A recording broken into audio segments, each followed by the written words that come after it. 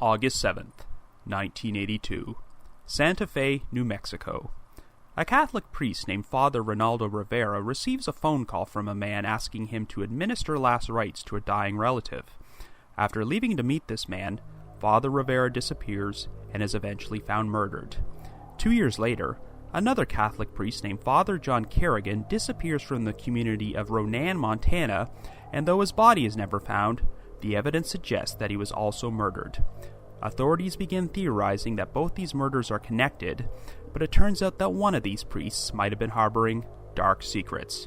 After that, the trail went cold.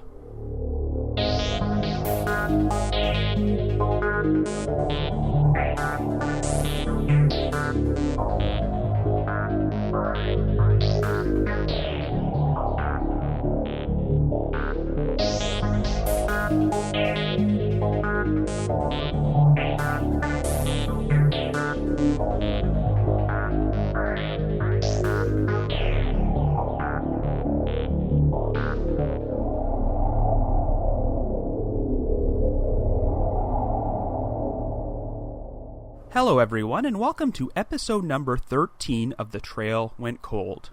I am your host Robin Warder, and I will be covering another classic Unsolved Mysteries segment today. This time, you're essentially getting two stories for the price of one, as I will be covering two unsolved cases involving Catholic priests which might be connected. The 1982 murder of Father Ronaldo Rivera, and the 1984 disappearance of Father John Kerrigan. This story is actually a listener request from one of the Trail Went Cold's biggest fans, and she also happens to be the moderator of the Unsolved Mysteries message board at the Sitcoms Online forum and goes by the handle Looks Like C. Ricci, which, if you're wondering, means looks like Christina Ricci. Anyway, Looks Like C. Ricci has been a major supporter of this podcast since day one, so I'm more than happy to fulfill her request. She specifically asked that I cover the story of Father Kerrigan, since she happened to grow up in the same area of Montana where this crime took place, and it was apparently a pretty big deal there when it happened. And not to mention that some pretty interesting revelations have surfaced about Father Kerrigan since his case originally aired on Unsolved Mysteries. However, the case of Father Rivera is equally as interesting, so I'm going to cover them both, even if they might not actually be connected after all. I previously covered these two cases in an article I wrote for listverse.com titled 10 Creepy Unsolved Rest Stop Mysteries, which was originally published in September of 2015. Because if there's one thing Unsolved Mysteries has taught me, it's that isolated rest stops in the middle of nowhere are scary-ass places. But before we get started, let's get some business out of the way first. The Trail Went Cold now has its own PayPal account and a new donate button on the website for anyone who's feeling generous. We've received a couple of donations already, and the latest one I received is from a fan named Julian, whom I have corresponded with via email a few times, so thank you, Julian. So if there's anyone out there who feels like making a donation, we would be incredibly flattered and greatly appreciate it. But keep in mind that I record these episodes weeks in advance, so if you've already made a donation and I haven't mentioned your name yet, that's only because it hasn't happened yet at the time I recorded this. But don't worry, I will give everyone an acknowledgement on a future episode. The Trail Went Cold runs on a bi-weekly schedule, and a new episode is posted every other Wednesday. We've got our own Facebook and Twitter pages, and we're also available for download on several platforms, including iTunes, Stitcher, and Google Play Music. So if you like this podcast, be sure to subscribe to it. If you give us a rating or a review at any of these sites, you're opening the door for us to get more exposure and garner us some potential new listeners. So with that out of the way, let's begin, shall we?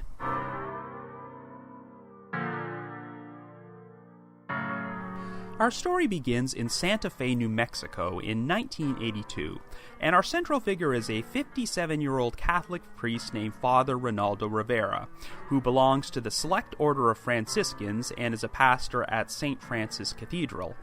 Father Rivera was a very prominent and beloved figure in the community who had a major impact on many people's lives. According to a detective interviewed in the Unsolved Mysteries segment, about 90% of the residents of Santa Fe at that time would have known who Father Rivera was. Anyway, on the evening of August 7th, Father Rivera received a phone call at the rectory of St. Francis Cathedral from a man identifying himself as Michael Carmelo.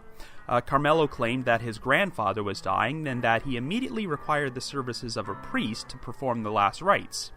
He said he was calling from a payphone at a rest stop 20 miles away on Highway 301 near the small town of Waldo.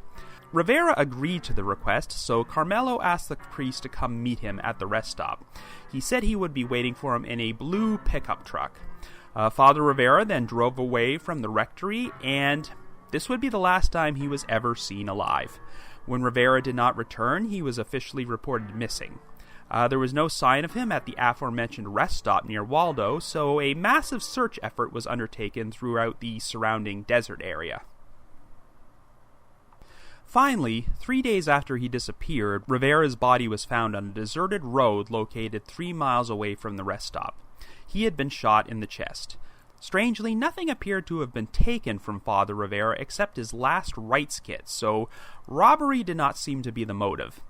Shortly thereafter, Rivera's car was found 110 miles away at another rest stop located near the town of Grants. The fuel tank was pretty much empty, so it seemed like the killer had stolen Rivera's car and driven it as far as they could before abandoning it. There wasn't any physical evidence to work with, as the entire vehicle had been wiped clean of fingerprints and bloodstains. Naturally, Father Rivera's death hit the community pretty hard, since he was such a beloved figure, and his funeral procession was treated as a major event in Santa Fe. So the obvious question was, who would want to murder him? Well, here's the thing. Father Rivera was not deliberately targeted. You see, Rivera was not the first priest to take a phone call from this Michael Carmelo at the rectory that night. 15 minutes beforehand, another priest named Father Patrick Gerard answered the phone, and he received the exact same request from Carmelo to come administer the last rites. However, Father Gerard had impaired vision and could not drive at night, so he asked Carmelo to call back in 15 minutes when someone else arrived. And sure enough, Carmelo phoned back, and this time Father Rivera picked up the phone. So if Father Gerard was able to drive that night, he probably would have gone to meet Carmelo and he would have been murdered instead of Rivera. It seemed like Carmelo just wanted to lure a Catholic priest into the desert and murder him, and he probably didn't even care who it was. Father Rivera just happened to be an unlucky victim who was in the wrong place at the wrong time. And it seemed like Carmelo wanted Rivera to be found, since this was the desert and there were numerous spots you could dispose of a body and make it disappear forever, yet Rivera's body was just left right out there in the open. Investigators actually suspected that multiple people were involved because Rivera was a strong individual, and it would have been difficult for only one person to subdue him and drive him out to the location where he was murdered. Of course, when they performed a check on the name Michael Carmelo, they came out completely empty, so obviously the caller did not use their real name. And unfortunately, there just wasn't a whole lot for investigators to work with here because the crime just seemed so baffling and senseless. The case remained cold for a while, but another strange mystery involving a Catholic priest would occur only 2 years later. In the summer of 1984, 50-year-old Father John Kerrigan arrived in the town of Ronan, Montana.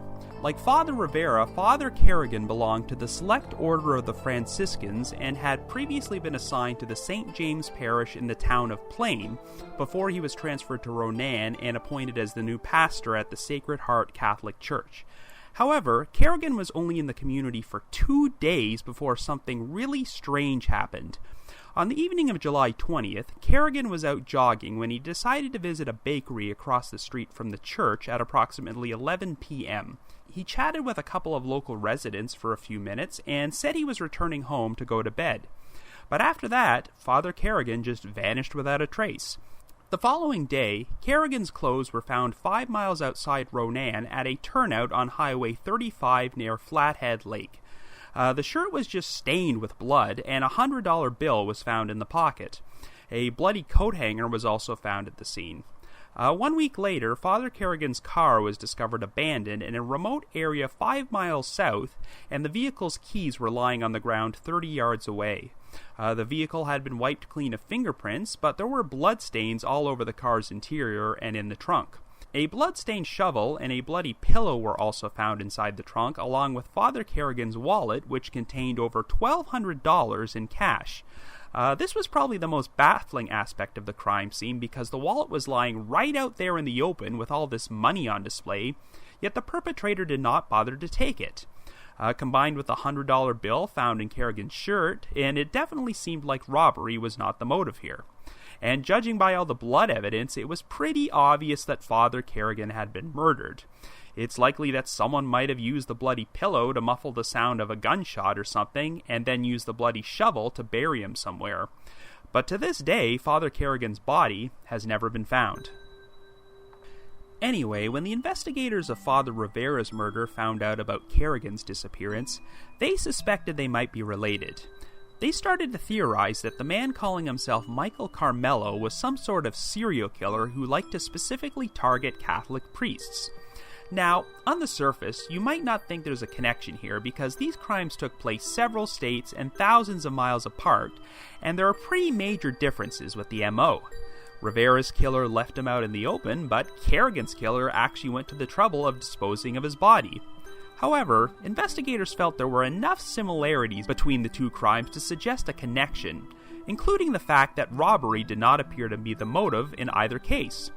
In an interesting parallel, both priests just happened to drive brown Chevrolets, and in each case the vehicle was driven away from the murder scene and abandoned. It's interesting that both these vehicles were wiped clean of fingerprints, but while there was no blood found in Rivera's car, the killer didn't even make an effort to clean up the blood evidence in Kerrigan's car. And then there's the bloody coat hanger found alongside Kerrigan's clothes. It's been speculated the hanger was used to either strangle Kerrigan or tie him up. Well, apparently, forensic evidence seemed to suggest that Rivera also might have been choked with a wire of some sort, possibly a coat hanger, though none was ever found. But I suppose the most compelling reason to feel these cases might be related is the fact that Rivera and Kerrigan both belong to the Select Order of the Franciscans, and the murders of Catholic priests are such a rare occurrence. There are only a handful of other unsolved murders involving Catholic priests which took place in the US during the 1980s, but none of them contain any striking similarities to suggest they might be connected to Rivera or Kerrigan. But there's actually another unsolved disappearance which has a tentative connection to Father Kerrigan's case.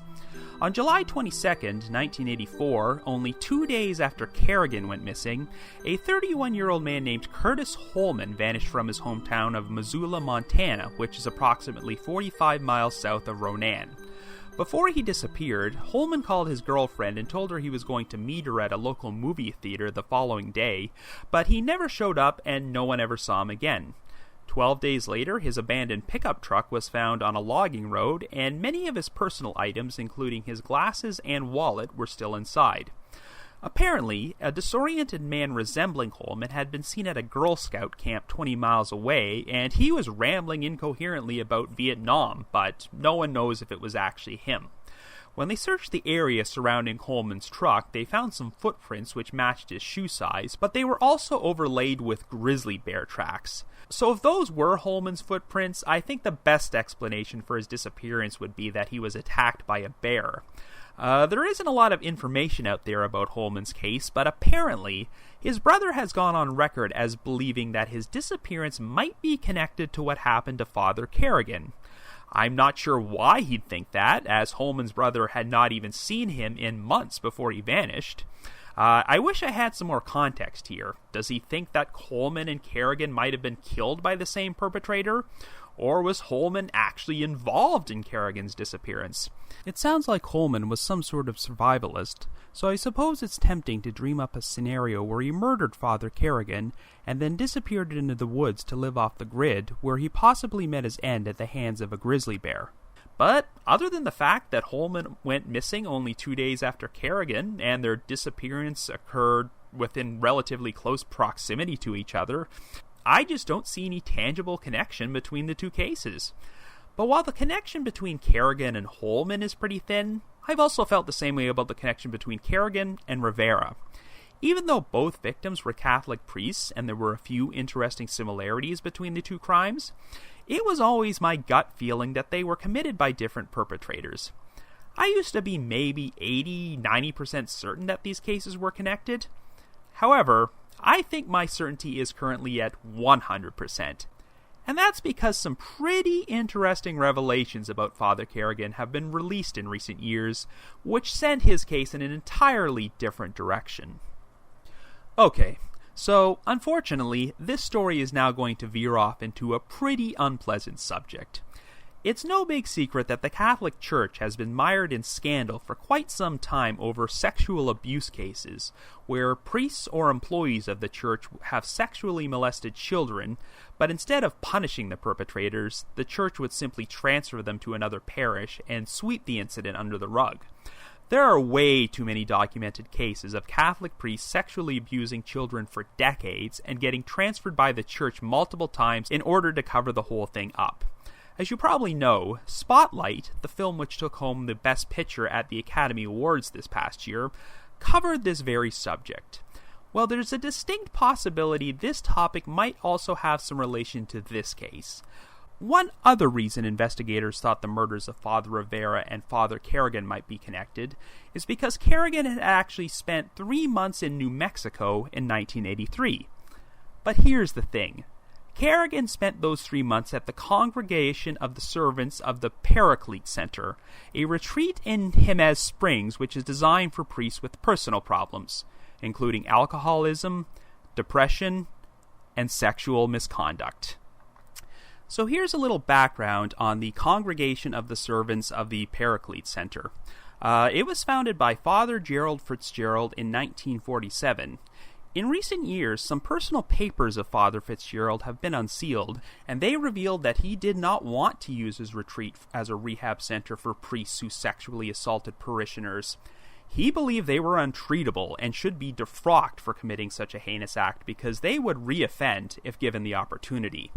He frequently told the higher-ups within the church that it was not a good idea to simply reassign these priests to another parish, but unfortunately his concerns largely fell on deaf ears.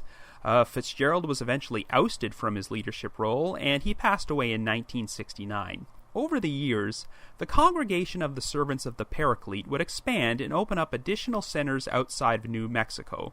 But by the mid-1990s, they were facing so many lawsuits related to their unsuccessful treatment of sexually abusive priests that most of these centers were closed. Unfortunately, all of the records related to the center in Jemez Springs were destroyed a long time ago, so I do not know the exact reasons for Father Kerrigan's 3-month stay there in 1983. Theoretically, it could have been for something like alcoholism or depression, but there was quite an interesting development in April of 2015. Years earlier, the Roman Catholic Diocese of Helena was hit with a lawsuit from victims who claimed they were sexually abused as children by employees of the church. In the end, a total of 362 victims came forward. The two sides eventually agreed to a settlement which would involve paying $20 million in compensation to the victims. However, one of the terms of this settlement was that for the next 10 years, the diocese's website would publicly post the names of 80 employees who had been accused of committing sexual abuse. The list finally went up in April of 2013, and guess whose name was on the list? Father John Kerrigan. The website would also list every single assignment each of these employees had had during their times with the diocese. So, Father Kerrigan was originally ordained in 1954 and had a 30-year tenure as a priest before he disappeared. Guess how many parishes he was assigned to during that time? 13. Yes, he was transferred a total of 12 times in 30 years. None of his assignments lasted longer than 6 years, and in 1965 alone, he was transferred 3 times. Now, keep in mind that technically, Father Kerrigan was only accused of sexual abuse. We are not privy to any specific details of the allegations against him. But if there is any truth to them, then it would explain so much about this case. Even before all these allegations came to light, there was always one element of this case which I found very sketchy. The fact that Father Kerrigan's wallet contained over $1,200. It's strange enough that the wallet was left behind in the trunk. Even if robbery was not the motive, why would the killer not take the opportunity to help themselves to $1,200 in cash, which was just lying there right in front of them to take? But most importantly, why would a priest be carrying over $1,200 in cash in their wallet to begin with? Especially when you consider that he was last seen jogging at 11 o'clock at night. That always struck me as very unusual. Unless Kerrigan was planning to use that money to pay someone off. Remember, even though Kerrigan was not seen driving before he disappeared and gave every indication that he was going home to bed, his car was found abandoned several miles outside of town. You have to wonder if he felt compelled to drive somewhere that night for a secret meeting of some sort. If Father Kerrigan sexually abused children at some point in his life, then I am pretty convinced it was the motive for his murder. It seems like quite a coincidence that Kerrigan would be made to disappear just 2 days after being transferred to a new parish. I somehow doubt that violent crime was rampant in a small community like Ronan, and I don't think Kerrigan was in town long enough to make any enemies, which is why I think his murder is probably related to something from his past. From 1980 until 1984, Kerrigan was assigned to the St. James Parish in Plains, Montana, and it was during this time period when he had his 3-month stay at the Congregation of the Servants of the Paraclete Center in Jemez Springs. Let's just say he was sent down there because of allegations of sexual misconduct. When Kerrigan returned to Plains, he could have very well have had a relapse and sexually abused someone again, so the church decided to deal with the issue by transferring him to Ronan.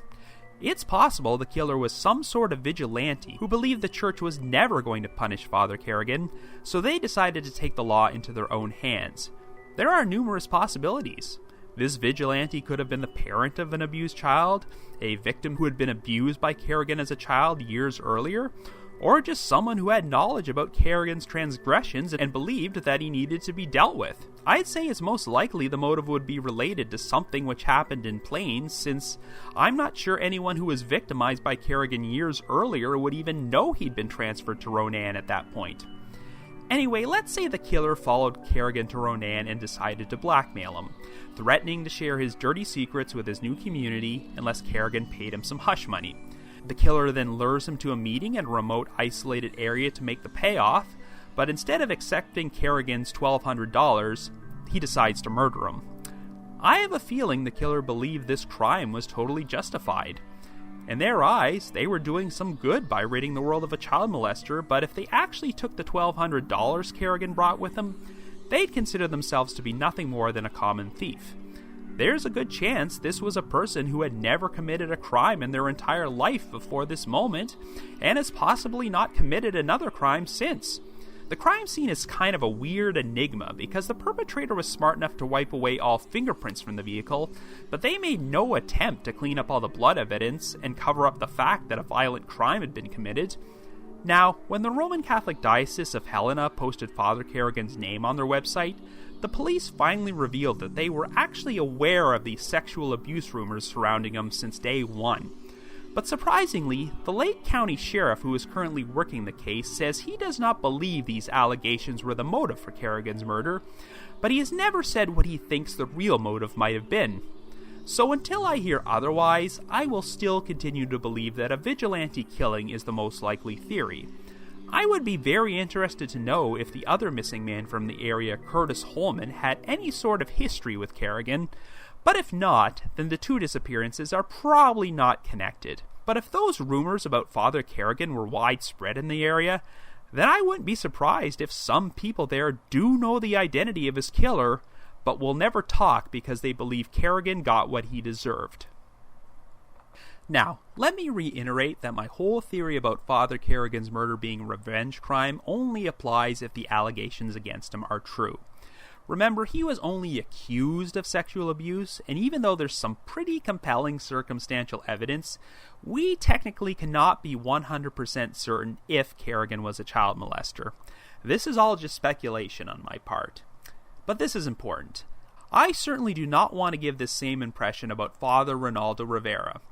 In spite of all these terrible sex abuse scandals within the Catholic Church, the majority of Catholic priests out there are genuinely good people, and it sounds like Father Rivera was one of them. By all accounts, Rivera was an upstanding human being in every way, and it seems like the guy didn't have any skeletons in his closet.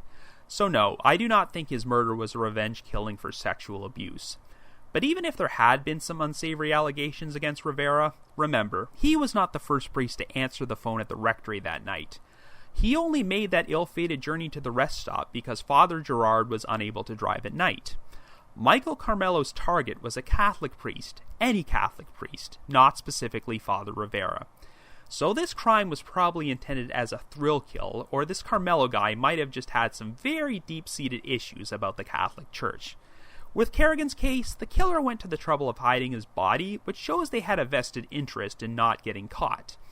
If they were a revenge-seeking vigilante, they very well could have gone back to living a normal life again after the murder. But the murder of Father Rivera, there's just something bizarre at work there. It seems like this Michael Carmelo didn't want to get caught since he went to the trouble of wiping Rivera's vehicle clean of fingerprints, yet he still left Rivera's body out in the open, which indicates that he wanted him to be found. If Carmelo didn't have a personal grudge against Rivera, why would he do this? I think it's significant that there was nothing taken from Rivera except his last rites kit, but the detective on the case theorizes that the killer wanted to keep it as a souvenir. Let's analyze his possible vendetta against the Catholic Church. Even if Father Rivera himself never personally committed any sexual abuse, I can't rule out the possibility that Carmelo might have been abused by someone involved with the Catholic Church at some point. If he was unable to get revenge on the specific person who abused him, then maybe he just felt the need to lash out at any Catholic priest in general. But it's also possible Carmelo felt he had been wronged by the Catholic Church for some other reason besides sexual abuse. Or maybe there is no anti-Catholic agenda here, and the killer wanted to murder a Catholic priest just to see if they could. I'm still intrigued by the theory that more than one person might have been involved. Carmelo claimed he was going to be waiting for Father Rivera at the rest stop in a blue pickup truck, yet Rivera's own vehicle was found at another rest stop 110 miles away with an empty gas tank. If Carmelo stole Rivera's vehicle and drove such a long distance, that would imply that he did not have a vehicle of his own and arrived at the rest stop by some other means, such as hitchhiking. Or it means that the killer had an accomplice who drove him to the rest stop. After the murder was completed, this accomplice could have left in their own vehicle while the killer drove Rivera's car to the rest stop 110 miles away. The fact that Rivera's vehicle was left such a large distance away from Santa Fe would seem to indicate that the killer was not from the area and was simply passing through. And if that's the case, then that would make them a lot more difficult to track down. So we may never know the true identity of Michael Carmelo. But whatever the motivations, I do not think there was a serial killer of Catholic priests running wild during the 1980s, so I'm pretty certain Father Rivera and Father Kerrigan were killed by separate perpetrators. Enough time has passed that I'm not sure either of these killers are ever going to be caught, and well, if Father Kerrigan was murdered in retaliation for sexually abusing children, then I'm sure there are some people out there who never want his killer to get caught. I think the best chance for solving that one is if someone makes a deathbed confession. But regardless, I do think it's important that we learn the full truth about what happened, so I hope that both cases find some sort of resolution someday. So if you have any information about the murder of Father Ronaldo Rivera, the identity of Michael Carmelo, or the disappearance of Father John Kerrigan, or hell, even the unsolved disappearance of Curtis Holman, please contact the appropriate authorities. But if you just have your own theory about what happened, I'd love to hear from you.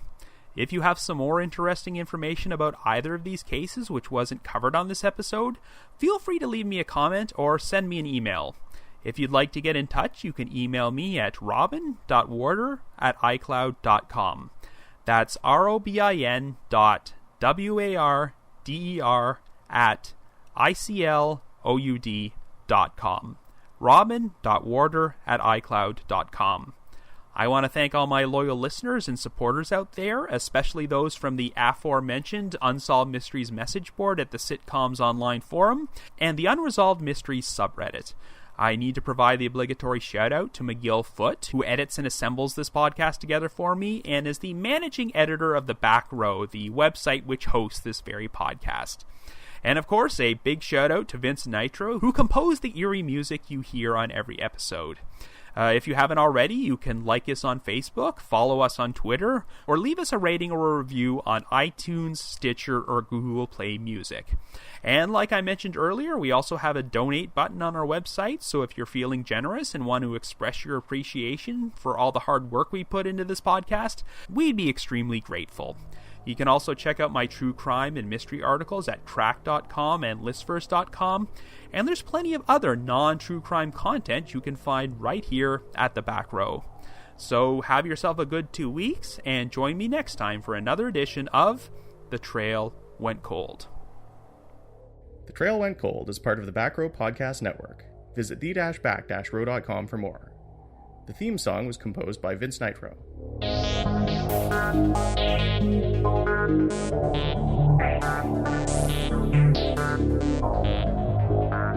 Thank you.